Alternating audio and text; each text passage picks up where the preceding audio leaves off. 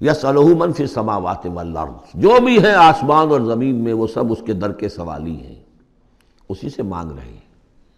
وجود بھی ملا ہے اسی سے، حیات کسی کے پاس ہے دی ہوئی ہے اسی کی، کوئی صلاحیت ہے تو دی ہوئی ہے اسی کی، کوئی ذہانت ہے تو دی ہوئی ہے اسی کی، روز کا رزق جو آ رہا ہے اسی کا عطا کرنا، ہر ایک سائل ہے۔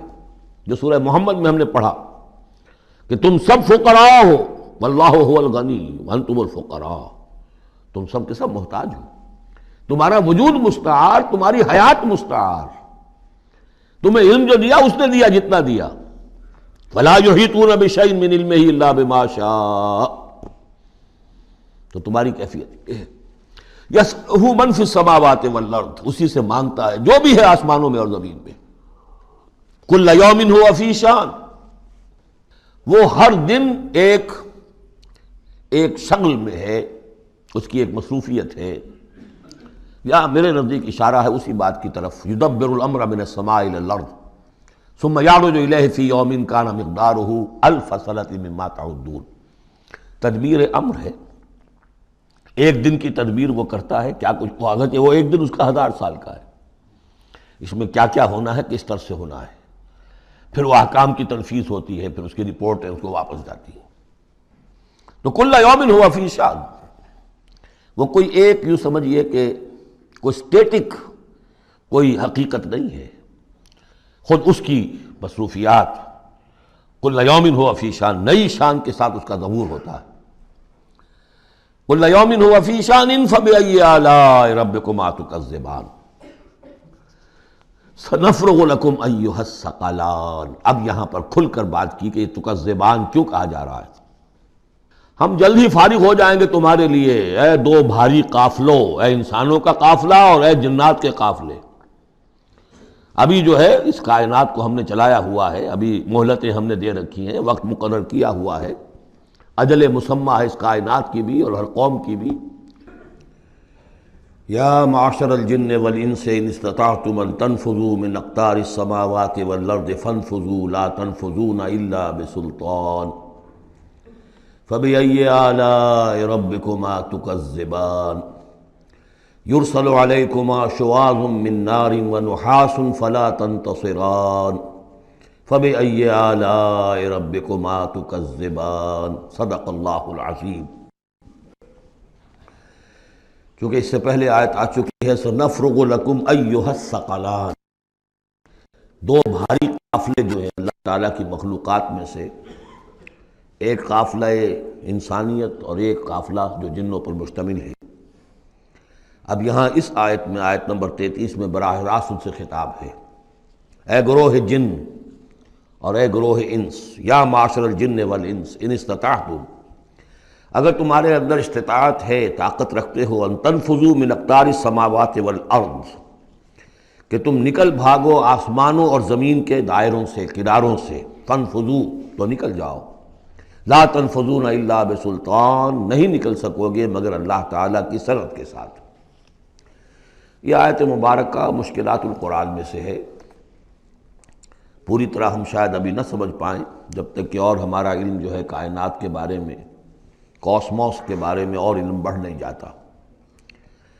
لیکن یہ کہ عام طور پر یہ سمجھا گیا ہے کہ یہ انسان اور جن جو ہیں ایک حد تک ان کی رسائی ہے اس کائنات کے اندر، اس سے آگے نہیں۔ جیسے کہ آ چکا ہے، میں پہلے بھی بیان کیا ہے کہ جنات کے لیے غالباً یہ ہمارا جو سولر سسٹم ہے یہ پورا جو ہے یہ ان کی جولان گاہ ہے، اس میں یہ جائیں جدھر جائیں چلے جائیں، اس سے آگے نہیں۔ انسانوں کا معاملہ یہ ہے کہ وہ اس کے اندر بھی جو بھی فاصلہ طے کرتے ہیں، وہ ظاہر بات ہے کہ وہ اس کے لیے مشینیں ایجاد کر کے جہاں تک جا رہے ہیں، لیکن اس پورے سولر سسٹم تک بھی ان کی رسائی ممکن نہیں ہوگی۔ لیکن یہ کہ ایک گمان میرا ہے جو میں آپ کے سامنے پیش کر رہا ہوں کہ قرآن مجید جب آسمانوں اور زمین کی بات کرتا ہے تو وہ مراد ہوتی ہے کل کائنات، کل یونیورس، اور کل یونیورس کے کناروں سے نکل بھاگنا، اس کے کیا معنی ہے؟ اس کے معنی یہ ہے معدوم ہو جانا، یعنی یہ کہ جہنم میں پڑنے والے چاہیں گے کہ ہم معدوم ہو جائیں۔ کاش کہ جیسا کہ ہم نے پڑھا تھا سورہ نساء میں فَكَيْفَ إِذَا جِئْنَا مِنْ كُلِّ أُمَّةٍ بِشَهِيدٍ وَجِئْنَا بِكَ عَلَىٰ هَٰؤُلَاءِ شَهِيدًا۔ اس روز انسان چاہیں گے کہ اس طرح زمین شق ہو جائے، وہ اس میں دھس جائے اور زمین اوپر سے برابر کر دی جائے۔ یہ تو ہوگا یوم الحساب کو۔ لیکن سوال یہ ہے کہ من اقطار السماوات والارض، تمام آسمانوں اور زمین کے کناروں سے نکل بھاگنا، معدوم ہونا، یہ بھی بس میں نہیں ہے۔ اللہ کے اذن سے ہی ہم بنے ہیں، ہمیں وجود عطا ہوا ہے، اور اللہ ہی کا اختیار ہے جو ہمیں معدوم کر سکتا ہے۔ ہم لاکھ چاہیں کہ معدوم ہو جائیں، معدوم نہیں ہو سکتے، یہ بھی ہمارے اختیار سے باہر ہے۔ اذن رب ہی ہو تو ہم معدوم ہوں بغیر اذن رب۔ یہاں پر ویسے جو اللہ بسلطان، اللہ کا حکم، اللہ کی مرضی، اللہ کی سند، اس طرح کی کوئی بات ہے، اگرچہ عام طور پر بات وہ سمجھی گئی ہے جو پہلے میں نے بتایا، میرا گمان یہ ہے واللہ عالم۔ بہرحال مشکلات القرآن میں سے ہے۔ فَبِأَيِّ آلَاءِ رَبِّكُمَا تُكَذِّبَانِ، تو تم اپنے رب کی کن کن نعمتوں اور کن کن صناعیوں اور کاریگریوں اور کن کن قدرتوں کا انکار کرو گے۔ یرسل علیکما شواظ من نار، تم پر پھینکے جائیں گے شعلے بھڑکتے ہوئے آگ کے، ونحاس، اور دھواں ملا ہوا، وہ آگ جس میں کہ دھواں ملا ہوا ہو، فلا تنتصران، پھر تم بدلہ نہیں لے سکو گے۔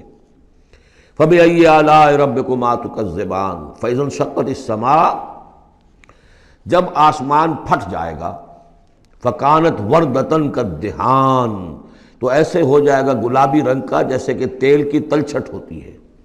جب تیل کو صاف کیا جاتا ہے تو اس کے نیچے جو تلچھٹ رہ جاتی گلابی رنگ کی۔ فَبِأَيِّ آلَاءِ رَبِّكُمَا تُكَذِّبَانِ، فَيَوْمَئِذٍ لَا يُسْأَلُ عَنْ ذَنبِهِ إِنسٌ وَلَا جَانٌ، تو اس روز کوئی پوچھنے کی ضرورت نہیں ہوگی ان کے گناہوں کے بارے میں، نہ انسانوں سے نہ جنوں سے۔ اللہ تعالیٰ پوچھے گا، حساب کتاب بھی ہوگا، لیکن یہ کہ اپنی جگہ پر ہر ایک کے چہرے پر لکھا ہوگا اس کا انجام۔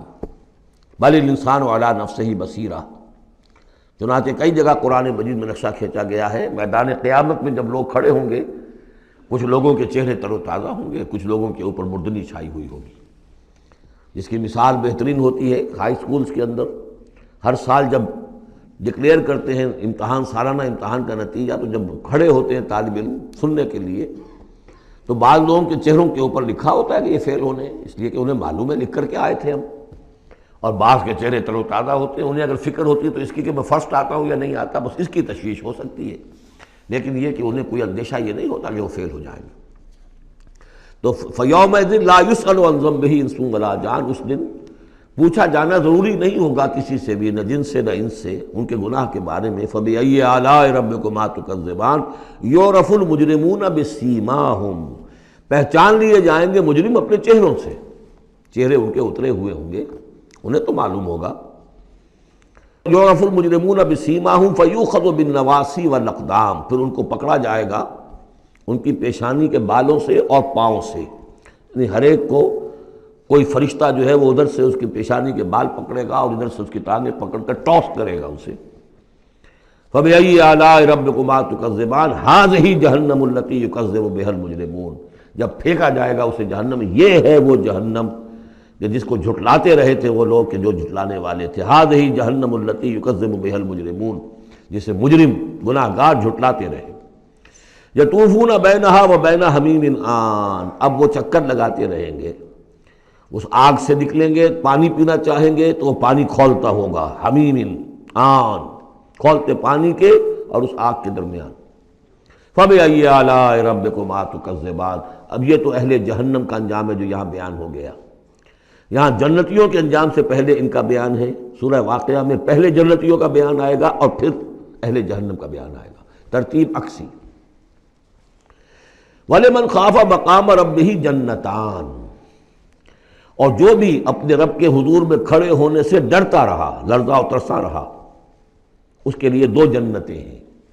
یہ دو جنتیں کیوں کہی گئی؟ اس کے لیے جو توجیہ میری سمجھ میں آئی ہے اس میں مجھے خاصا اطمینان ہے، انشراح ہے، کہ جنتیں جو جنوں کے لیے ہوں گی وہ علیحدہ جنت ہے، انسانوں کے لیے علیحدہ ہے۔ ظاہر بات ہے دونوں کے احساسات جدا ہیں، دونوں کے ذوق جدا ہیں، دونوں کے مذاق جدا ہیں، لہذا ایک جنت ہے کہ جو انسانوں کے لیے ہے اور ایک جنت ہے کہ جو جنات کے لیے ہے۔ ایک ہی طرح کی چیزیں ان دونوں کے لیے پلیزنٹ اور ان دونوں کے لیے جو ہو سکتی ہیں مسرت اور سرور آمیز، وہ ایک طرح کی نہیں ہو سکتی، ان کے تقاضے مختلف ہوں گے۔ تو لمن خاف، جو ڈرنے والے ہیں ان کے لیے جنتیں فراہم کر دی اللہ نے۔ وہی تسلیہ کا صیغہ ہے، چونکہ یہاں جنوں اور انسانوں سے خطاب ہو رہا ہے مسلسل۔ یہ جو جنتان ہوں گی یہ ابتدائی جنتیں جن کا ذکر یہاں ہو رہا ہے، اس کے بعد دو اور جنتیں ہوں گی۔ تو جنتیوں کے دو درجے ہیں، ان میں جنات بھی ہوں گے انسان بھی ہوں گے، تو چار ہو گئے۔ کمتر درجے کے جنتی انسان اور جن دو، اور برتر درجے کے جنتی انسان اور جن دو، تو دو اور دو چار۔ تو یہاں پر اس سورہ مبارکہ میں چار جنتوں کا ذکر ہے۔ پہلے یہ کمتر درجے کے جنتیوں کا ذکر ہو رہا ہے۔ وَلِمَنْ خَافَ مَقَامَ رَبِّهِ جَنَّتَانِ فَبِأَيِّ آلَاءِ رَبِّكُمَا تُكَذِّبَانِ ذَوَاتَا أَفْنَانٍ، اس کی بہت سی شاخیں ہوں گی اس جنت کی۔ فَبِأَيِّ آلَاءِ رَبِّكُمَا تُكَذِّبَانِ فِيهِمَا عَيْنَانِ تَجْرِيَانِ، ان دونوں میں چشمے ہیں۔ اب عینان، ایک ایک جنت میں ایک ایک چشمہ ہے جو بہہ رہا ہے۔ فَبِأَيِّ آلَاءِ رَبِّكُمَا تُكَذِّبَانِ، اپنے رب کی کون کون سی نعمتوں کو جھٹلاؤ گے۔ فِيهِمَا مِن كُلِّ فَاكِهَةٍ زَوْجَانِ، اور ان دونوں میں ہر طرح کے جو میوے ہیں ان کی دو دو قسمیں ہیں، جوڑے۔ فَبِأَيِّ آلَاءِ رَبِّكُمَا تُكَذِّبَانِ مُتَّكِئِينَ عَلَىٰ فُرُشٍ بَطَائِنُهَا مِنْ اسْتَبْرَقٍ وَجَنَى الْجَنَّتَيْنِ دَانٍ، اور وہ وہاں تکیہ لگائے ہوں گے، سہارا لگائے ہوں گے ایسے فرشوں پر کہ جن کے استر بنے ہوئے ہوں گے گاڑھے ریشم کے، استر ہوں گے گاڑھے ریشم کے، تو جو ان کا اصل جو اوپر کا حصہ ہوگا وہ کس شے کا ہوگا، گویا کہ وہ تمہارے تصور سے باہر ہے۔ وَجَنَى الْجَنَّتَيْنِ دَانٍ، اور دونوں جو باغ ہیں دونوں جنتوں کے، ان کے جو پھل ہیں میوے وہ جھک رہے ہوں گے، نیچے کو ہوں گے، تاکہ آرام سے جنتی جو ہے جو چاہے حاصل کر لے۔ فَبِأَيِّ آلَاءِ رَبِّكُمَا تُكَذِّبَانِ فِيهِنَّ قَاصِرَاتُ الطَّرْفِ، ان جنتوں میں ہوں گی وہ عورتیں کہ جن کے نگاہیں نیچے جھکی ہوئی ہوں گی۔ عورت کے اندر شرم اور حیا جو ہے اس کا خاص زیور ہے، یہ خود اس کے حسن کا ایک حصہ ہے۔ تو نگاہوں کا نیچا ہونا یہ اصل میں حیا اور شرم کی علامت ہے، نیچے نگاہ والیاں۔ لم یطمثن انس قبلہم ولا جان، ان کو چھوا نہیں ہوگا اس سے پہلے نہ کسی انسان نے نہ جن نے، ان سے پہلے۔ یعنی ظاہر بات ہے کہ جو جنوں کی جنت ہے اس میں ان کی مناسبت سے ان کے لیے بیویاں ہوں گی، اور جو مردوں کی انسانوں کی جنت ہے ان کے لیے ان کی مناسبت سے ہوں گی، اور وہ جو ہوں گی جو جنت جو جنات کی ہے ان میں جو بھی ان کے لیے ہوں گی ان کی بیویاں، انہیں بھی کسی جن نے پہلے چھوا نہیں ہوگا۔ اور اسی طرح انسانوں کے لیے جو جنت ہوگی اس میں جو ان کو بیویاں دی جائیں گی ان کو کسی انسان نے پہلے نہیں چھوا ہوگا۔ فَبِأَيِّ آلَاءِ رَبِّكُمَا تُكَذِّبَانِ كَأَنَّهُنَّ الْيَاقُوتُ وَالْمَرْجَانُ، وہ جو ہوں گی بیویاں دی جائیں گی ان جنتوں میں وہ ایسے ہوں گی جیسے لال اور مونگے۔ فَبِأَيِّ آلَاءِ رَبِّكُمَا تُكَذِّبَانِ هَلْ جَزَاءُ الْإِحْسَانِ إِلَّا الْإِحْسَانُ، کیا احسان کا، بھلائی کا، نیکی کا بدلہ احسان اور بھلائی کے سوا بھی کچھ ہو سکتا ہے؟ ان لوگوں نے اللہ کے لیے، اللہ کے دین کے لیے، اللہ کے احکام کی پابندی میں جو کچھ بھی انہوں نے محنتیں کی، کوششیں کی، اب ظاہر بات ہے کہ اللہ تعالیٰ کو اس کا بدلہ انہیں دینا ہے انہی صورتوں میں۔ وَمِن دُونِهِمَا جَنَّتَانِ، اور ان سے پرے دو جنتیں اور ہیں۔ اب اس میں مفسرین کے مختلف اقوال ہیں، پہلی جنتیں کن کی ہیں، دوسری جنتیں کن کی ہیں، اس لیے کہ اس کے لیے دو الفاظ جو آئیں گے سورہ واقعہ میں آئیں گے کہ ایک اصحاب الیمین ہے اور ایک مقربون ہے۔ ایک وہ ہے جو آگے اللہ کے بہت ہی مقرب بارگاہ ہو جاتے ہیں، اولئک المقربون، اور ایک وہ ہیں کہ جو داہنے والے ہیں، اور ایک ہیں شمال والے۔ تو ایک تو ہے بنیادی، یہ گمراہ تھے، یہ جہنمی، یہ نیک تھے، اور یہ جو ہے جنتی ہیں، لیکن ایک ہے بہت آگے والے، فالسابقون سابقون اولئک المقربون، وہ لوگ جو آگے نکل جانے والے ہیں، وہ جو بلند تر نیکیوں والے ہیں، بلند تر مقامات والے ہیں۔ جیسے کہ سورہ توبہ میں ہم نے پڑھا تھا والسابقون الاولون من المہاجرین والانصار والذین اتبعوہم بإحسان، تو دو درجے ہو گئے تھے۔ تو اس طرح یہاں پر جو میرے نزدیک پہلی جنتوں کا تذکرہ جو ہے وہ در حقیقت ہے جو کم تر جنتی ہیں، اصحاب الیمین، اور اب جو تذکرہ ہو رہا ہے وہ ہے جنت ان کی کہ جو مقربین بارگاہ ہیں، سابقین۔ وَمِن دُونِهِمَا جَنَّتَانِ، اور ان دونوں کو پرے اور دو جنتیں ہوں گی۔ فَبِأَيِّ آلَاءِ رَبِّكُمَا تُكَذِّبَانِ، یہ بھی دو ہوں گی، ایک جنات کے لیے اور ایک انسانوں کے لیے۔ مُدْحَامَّتَانِ، بڑے گہرے سبز رنگ کی جنتیں ہوں گی، سبز کاہی جسے ہمارے ہاں کہا جاتا ہے، گہرا سبز، سیاہی مائل سبز، اتنی گہرا سبز ہو کہ سیاہی مائل ہو جائے. یہ میں ابھی عرض کروں گا، اس کی ایک خاص پس منظر ہے.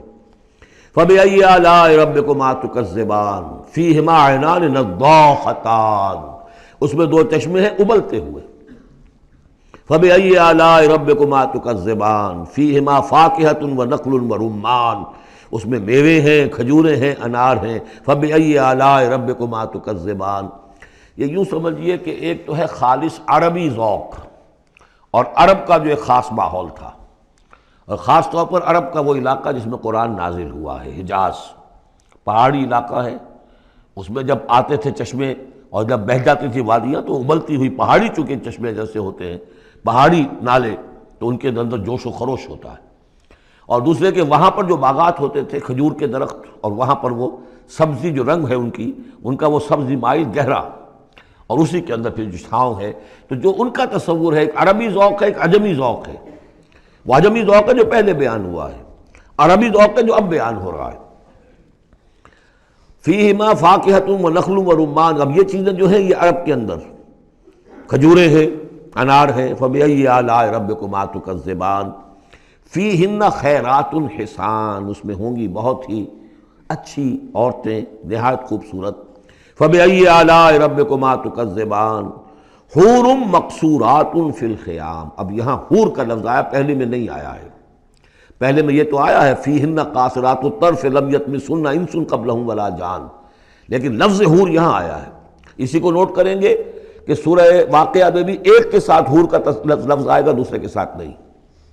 حور مقصورات فی الخیام، اب یہ بھی عرب پس منظر ہے، خیموں میں رہنے والے. وہ حوریں کہ جو خیموں میں رکی رہنے والی ہوں گی. ظاہر بات ہے کہ وہاں پر تو عام طور پر شہر بہت کم تھے پورے عرب کے اندر، حجاز کے اندر بہت کم، جو عام طور پر جو آبادیاں تھیں وہ خیموں میں رکی رہنے والیاں. وقرن فی بیوتکن ولا تبرجن تبرج الجاہلیۃ الاولی، وہ شمع محفل نہیں بنتی بلکہ وہ چراغ خانہ بنتی ہیں. حور مقصورات فی الخیام فبأی آلاء ربکما تکذبان لم یطمثہن انس قبلہم ولا جان، نہیں انہیں چھوا ہوگا ان سے پہلے نہ کسی انسان نے اور نہ کسی جن نے. یہ ان دونوں کے میرے نزدیک علیحدہ علیحدہ. جنات کی جو جنت ہے ان میں جو ان کے لیے عورتیں اور بیویاں فراہم کی جائیں گی انہیں کسی جن نے نہیں چھوا ہوگا ان سے پہلے، اور جو انسانوں کے لیے جنت ہوگی وہاں جو انہیں بیویاں دی جائیں گی اور حوریں دی جائیں گی انہیں کسی انسان نے نہیں چھوا ہوگا. فبأی آلاء ربکما تکذبان متکئین علی رفرف خضر وعبقری حسان، وہ تکیہ لگائے بیٹھے ہوئے ہوں گے سب مسندوں پر اور بڑے قیمتی اور نفیس بچھونوں پر. فبأی آلاء ربکما تکذبان تبارک اسم ربک ذی الجلال والاکرام، بہت بابرکت ہے نام تیرے رب کا جو بہت ذی الجلال بڑائی والا ہے اور اکرام عظمت والا ہے. اب اس میں آپ نے دیکھا نبی، رسول، کتاب، کسی کا کوئی تذکرہ نہیں. اللہ اور آخرت، جنت اور دوزخ، باقی اللہ کی کریٹو جو اس کی ایکٹیویٹی ہے، آیات آفاقیہ، آیات انفسیہ، تذکیر بآلاء اللہ، ان کا ذکر ہے. تو منفرد ہیں یہ صورتیں دونوں اس اعتبار سے، اور جوڑا ہونے کے وہ نسبت آپ کو بڑی نمایاں نظر آئے گی اس میں. وہ مضامین جو یہاں آئے ہیں ایک ترتیب سے، یہاں اس کی عکسی ترتیب سے.